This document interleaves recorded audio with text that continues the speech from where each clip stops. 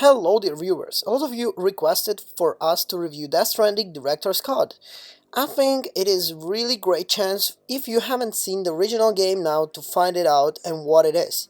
Before we start, I would like to ask you to like and subscribe to our channel and drop in the comments which game you want to see next on our channel. So let's dive deep into it. Our today's guest, Death Stranding Director's Cut. I think a lot of you have seen already the original Death Stranding when it was released on PlayStation, then on PC, and now the Director's Cut. So what it is so special about the Director's Cut? Well, let's talk a little bit about the game overall. Originally PlayStation exclusive, arrived on PC in the middle of the global pandemic that has forced families and friends apart, so elements of Death Stranding feel oddly persistent, more than anything it was released in that time. Original release of the Death Stranding was in 2019. The theme of isolation and the hope of reconnecting rings bells now couldn't be back then, as the real world stages drunkenly along the bridges of society collapse. So let's speak about Death Stranding, the Director's Cut. A strange name about an inconsistent message delivering cargo to dozens of outposts across the fractured post-apocalyptic America. It explores the importance of the community and social ties. It has extra missions and helpful tools to the game's arsenal, but I can say whether they improve overall experience because, well, never had much of an experience to begin with. What can I say is that Death Stranding is still preachy, plodding, and indulgent. It is also precision, soothing, and immense. I have played roughly 60 hours and I've been entertained the whole time. I guess you could say I loved it. So in the game you play as Sam Porter Bridges, a porter for a company called Bridges. Honestly, only Kojima would go away with something like this. Which is essentially a delivery company that appears to be all that remains for the US government. His mother, the president, whose name is Bridget Strand, well, really, runs the company along with the masked diehard and the dead man, played by the after-oak director Guillermo del Toro.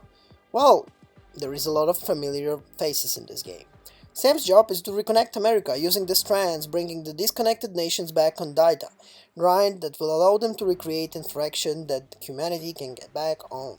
Several decades ago, an apocalyptic event known as the Death Stranding caused the world of the living to the dead of coverage, blacking Earth, with the hostile ghostly Appalachians called BTs, or the Breach Things, for the reasons that will be revealed in the story, and which we won't go into here, for fear of the spoilers. But I think some of you might already know it. Whether the purpose of the BTs are terrifying in ties, visible saves from the handprints they also leave on everything they touch. Revealed only to the people like Sam who are affected with the condition called dooms that allow them to see or sense as BTs. Sam is a gifted individual, but he's not only one and the character like Fragile, the enigmatic CEO or rivalry delivery company, and Hicks, the charismatic yet clearly unchanged villain.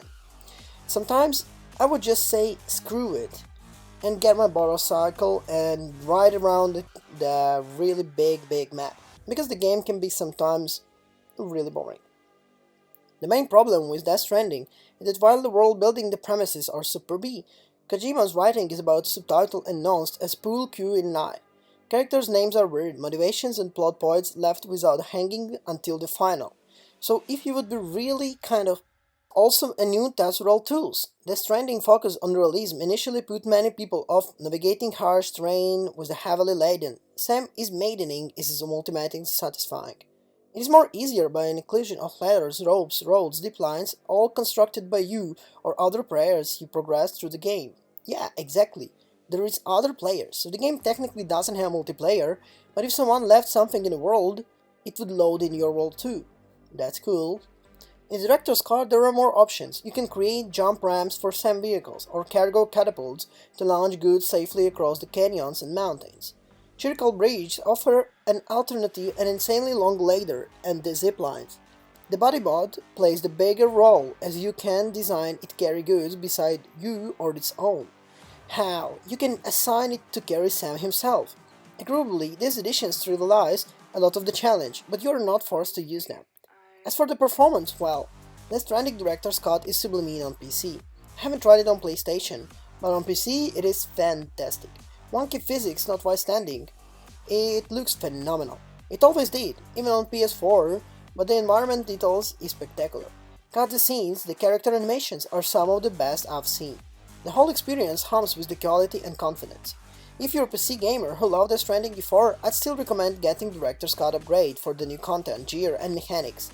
I wouldn't jump at it if you play the version on PS5 though. It's either case you get boost experience starting the fresh save, not because the progress to transfer from your initial save. Death Stranding was arguably one of the best or worst games from the last console generation. It's up to you, either you like the gameplay or you're not too much to dive into it. If you like the fast-paced games, you're not gonna like it. If you love to dive deep into the game, just coming back home and playing tons of hours in it, you will love it.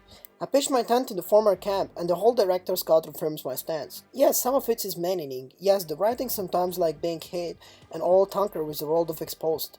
But it's utterly unique. Death Stranding Director's Cut on PC is the best version available performance-wise and well worth it for the fans who missed the time around it.